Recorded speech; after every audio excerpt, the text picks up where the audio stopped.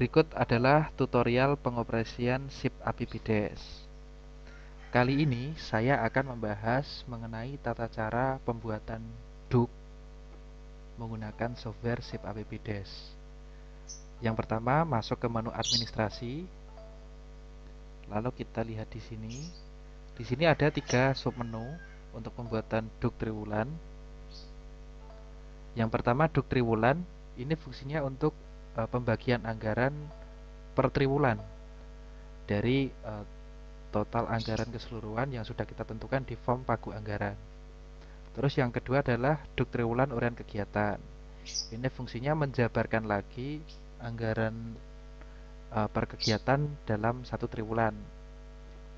Jadi lebih spesifik. Dan yang terakhir adalah DUK 1 tahun. Ini sifatnya otomatis. Jadi form ini hanya menampilkan preview dan nanti tinggal dicetak saja.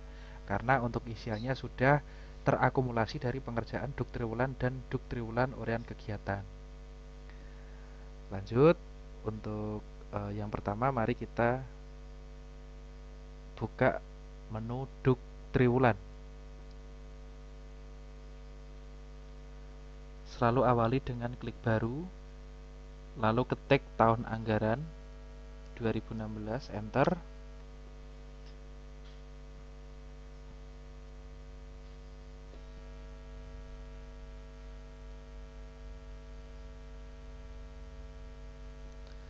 Nah, di sini bisa kita lihat dengan cara kita gerakan kursor menggunakan anak panah di keyboard. Kita turunkan saja.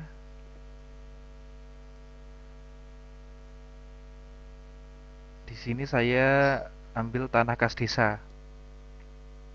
Tanah kas desa pagu 60 juta. Ini kenapa kok ada isian pagunya? Dikarenakan di tutorial sebelumnya untuk tanah kas desa pendapatan tanah kas desa saya anggarkan 60 juta. Jadi untuk DUK triwulan ini saling terhubung dengan form pagu anggaran. Ketika Anda sudah menganggarkan katakanlah tanah kas desa 60 juta di form pagu anggaran, maka di DUK triwulan akan muncul pagu yang sudah Anda tentukan. Jadi langsung saja tanah kas desa dengan pagu anggaran 60 juta. Tekan enter. Sekarang kita mulai mengisikan waktu pelaksanaan. Di sini saya hanya ambil contoh waktu pelaksanaan misal Januari sampai Desember. Tapi untuk Anda silahkan misal untuk waktu pelaksanaannya tidak harus Januari sampai Desember. Lalu kalau sudah diisikan untuk waktu pelaksanaan, tekan enter. Kemudian di kolom triwulan 1, 2, 3, 4 ini fungsinya adalah untuk membagi jumlah anggaran. Jadi dari 60 juta nantinya akan kita bagi, bisa dibagi rata atau menentukan menggunakan metode persen. Tapi di sini saya akan mengisikan dengan metode pengisian manual. Jadi katakanlah itu 60 juta, misal untuk triwulan 1 saya buat 30 juta, enter. Di sini akan muncul total triwulannya yang sudah diisikan dari sini. Terus di sini surplus. Maksudnya dari pagunya 60 juta sudah digunakan 30 juta. Maka masih ada sisa 30 juta. Untuk triwulan 2 katakanlah saya isi 20 juta. Maka untuk total triwulan sudah berubah dan surplus pun juga berkurang. Untuk triwulan 3 berarti kita isikan dari sisanya ya. Sisanya 10 juta. Katakanlah ini saya buat 5 juta, 5 juta. Jadi seperti itu. Nah, untuk jumlahnya sudah 60 juta. Itu jika menggunakan metode pengisian secara manual. Tapi bisa juga Anda mengisikan dengan metode persen. Katakanlah di triwulan 1 ini Anda menginginkan 25%-nya dari 60 juta. Cukup Anda ketik 25, tekan enter, maka akan muncul. Lanjut di triwulan 2 katakanlah 25% juga, ketik 25, tekan enter. Lalu di triwulan 3 misal sama 25, tekan enter. Triwulan 4 25, tekan enter. maka jumlahnya pun sama dan isiannya juga sudah otomatis. Nah, jika terjadi kesalahan penginputan, jadi contoh seperti ini, misal di triwulan 4 yang harusnya 25%, 15 juta, ini misal saya ganti menjadi 40% katakanlah. Mungkin dikarenakan si operator lupa 40%, tekan enter.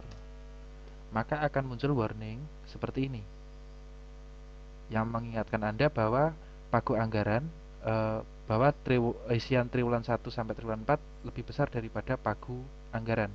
Silakan koreksi nominal triwulan Anda. Misal terjadi seperti ini, klik OK saja. Lalu Anda lihat, Anda koreksi. Kira-kira mana kolom yang kelebihan. Dan di sini di triwulan 4. Langsung saja Anda blok dengan cara klik 2 kali. Lalu Anda ganti. Misal 25%, enter. Jumlah sudah benar kembali. Saya geser ke kiri. Itu untuk contoh pengisian tanah kas desa. Lanjut untuk pengisian yang lain-lainnya, itu caranya juga sama.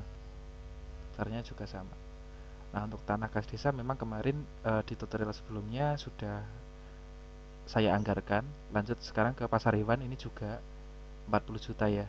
Tapi kalau pasar desa kan kosong, berarti kan di pembuatan APBDes belum dianggarkan. Pasar hewan pun sama. Anda ketik waktu pelaksanaannya misal seperti ini. Katakanlah ini saya juga bagi rata. 25% enter, 25 enter, 25 enter, 25 enter. Geser lagi ke kiri. Kita geser turun. Dana desa. Ini pun sama. Enter.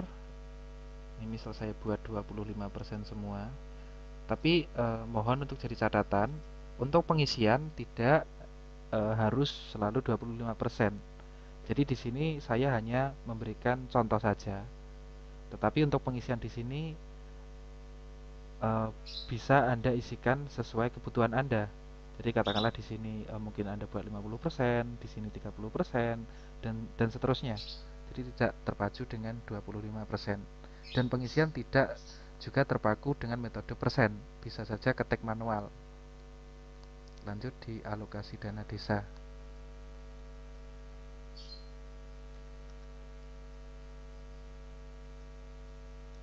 Saya buat sama ya. Dan seterusnya. Jadi untuk metode pengisian duk triwulan seperti itu, Anda cukup menggerakkan kursor di urean rekening yang mau diisi, misal tanah kas desa, ya sudah tekan enter. Waktu pelaksanaan diisi, triwulan 1, 2, 3, 4 diisi, dan bagi triwulan yang kosong, yaitu dikosongkan saja. Caranya seperti itu. Jika sudah, untuk metode penyimpanannya caranya klik refresh data. Klik refresh data, kita tunggu.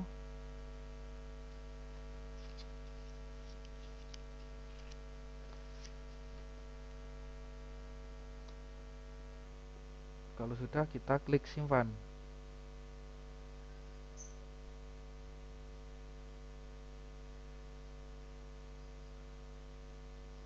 Nah, untuk cetaknya di sini.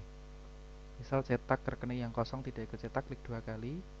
Sumber anggarannya misal all, semua sumber anggaran dicetak.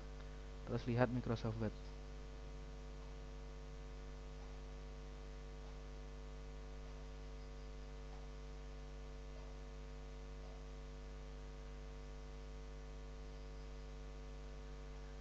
Nah, yang kita anggarkan nanti jadinya seperti ini.